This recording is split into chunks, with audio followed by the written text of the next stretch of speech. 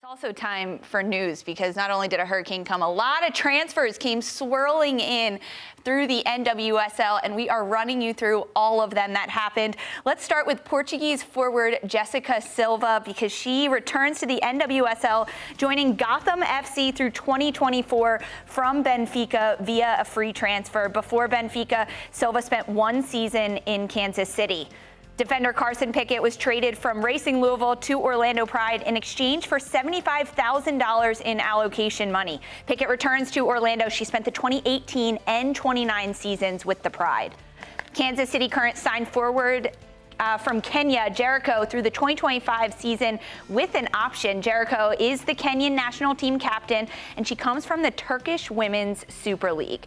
But transfers weren't the only movement over the weekend. The new FIFA rankings are out following the 2024 Paris Olympics, and the U.S. women's national team won gold and then reclaimed their #1 spot in the FIFA rankings. Emma Hayes and the U.S.'s perfect run through the Olympics jumped them from 5th to 1st, putting them back at top for the first time in a year. Some other substantial movements include England at #2 and reigning world champion Spain, previously in first place, now fallen to 3rd, Darian, but the U.S. is back on top. We're back, baby. I think this is so deserved for this team. We all had our criticisms before the tournament, especially coming off of the last World Cup, but the adversity that they were able to overcome and the ways that they were able to beat teams and the fun that they were having and thinking this is just a young squad and there's so much room to grow under Emma Hayes is so exciting. And for them to already be back at #1 with that is a huge testament to how good this team is and how much farther they've come. Yes, but I also feel like, should it be this easy to swing right back into the one spot after the dominance? You won the Olympics. Yes, but if we're relying just on the most recent world tournament, then it swings too easily. I feel like it needs to be a little bit more weighted than that. You have a Spain team who were world ranked 1 coming into this that, yes, they performed really poorly. But is that enough to just say, hey, like... So is it Spain? Are you talking about the fairness of Spain dropping from 1 to 3 or the U.S. going from 5 to 1? Which one's more jarring? 5 to 1 is like a big jump. I think I would have seen, I agree with the improvement, obviously. Like they are undeniably good on an upswing, but I feel like jumping from 5 to 1 is kind of a massive leap. How do you rate England being in #2? I think I would drop them. I think I would drop them a bit lower. If we're going based on this recent tournament, and that's been the prevailing factor in this slide upward and downward on the table, then England should be lower. They didn't even qualify for the Olympics. All right, well, FIFA, you've got someone that wants to work for you and help you with those FIFA rankings. Give Christine a call. Arguably, the biggest news over the weekend is that San Diego Wave have hired men's national team for the U.S., an absolute legend, Landon Donovan, as their interim head coach for the remainder of the 2024 season. Donovan replaces Paul Buckle, who had been serving as the interim since Casey Stoney's firing back in June. Landon Donovan spoke about his love for the sport and the city of San Diego. Take a listen. I know myself well, so when I do something, anything, I'm all in. The Wave have quickly grabbed this city, entertained the city, and become, I think, an institution in a short period of time in this city. So I'm excited to be part of it. I love this sport. I've been involved in every single level of this sport, and I love this city. I love this community. I've spent 9 years now helping soccer grow here, and this is the next step.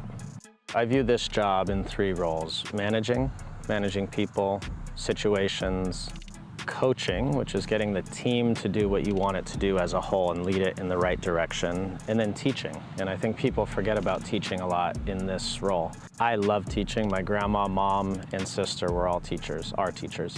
So teaching's in my blood. The individual parts of what I did as a player, I pass on to the players in quick little moments, and I can help them in that way. The challenge will be, how do we get results while starting to build the way I want the team to play? I'm really excited to help individually each player get better and be the best they can, and then get the team moving in the right direction. I like this for San Diego. I think that Landon Donovan, being a former player and coming into a team, and he's so accomplished, can be great for them. My only weariness is that, yes, he's talking about teaching and coaching the individual, which is great. I love coaches like that are very focused and want to improve your individual game. We've seen coaches like this come through the NWSL that couldn't perform as an entire team, couldn't turn their clubs around, couldn't get buy-in from everybody, even if you just have a couple players that are doing really well.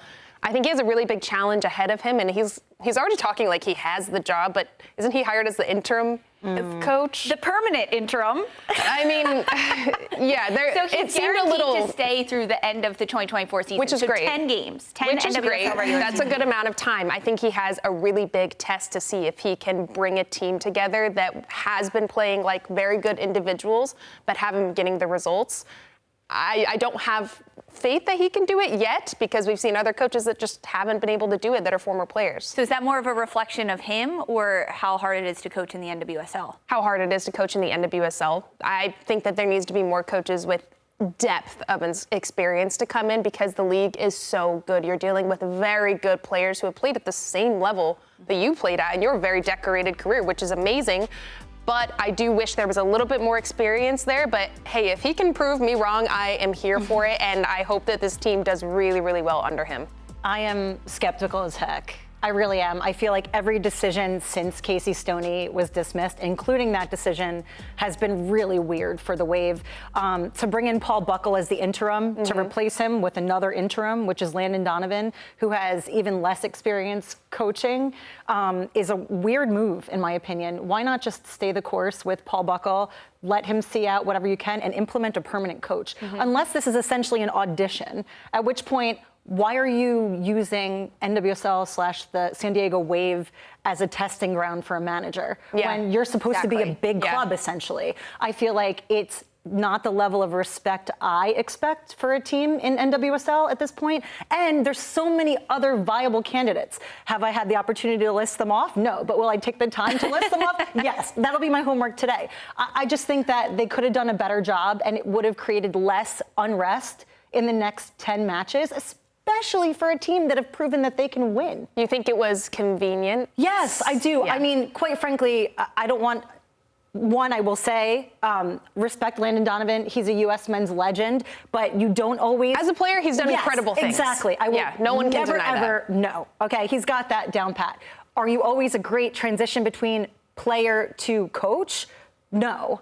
And I feel like for me, he doesn't have enough under his belt with San Diego Loyal to prove otherwise. It's been very limited. I think that the San Diego Wave owe its players better than this. And I think that, not to go too far, but I think that I liken this more to like a publicity thing or like an influencer bump where it's like, it's a known face, let's put them in the seat. San Diego currently in 10th in the standings. They have 15 points, 3 wins, 6 draws, 7 losses. Expanded playoffs this year, Darian. The top 8 teams get in. Can San Diego do it with 10 matches left? They can do it. They can do it. They need to play better as a team. Hopefully Landon Donovan can get them to, but it's up in the air for me. Christine, do you think they can do it? TBD. I'm feeling more uncertain than I had when they implemented Paul Buckle as the interim, only because it gives you a little bit more time to get the players to trust you and figure out what you're doing as a plan rather than disrupting them 3 times in a single season in a small amount of time. Fair. Well, we could get the first look at Landon Donovan as the interim head coach for San Diego Wave on Tuesday night in the CONCACAF W Champions Cup as San Diego takes on Santa Fe.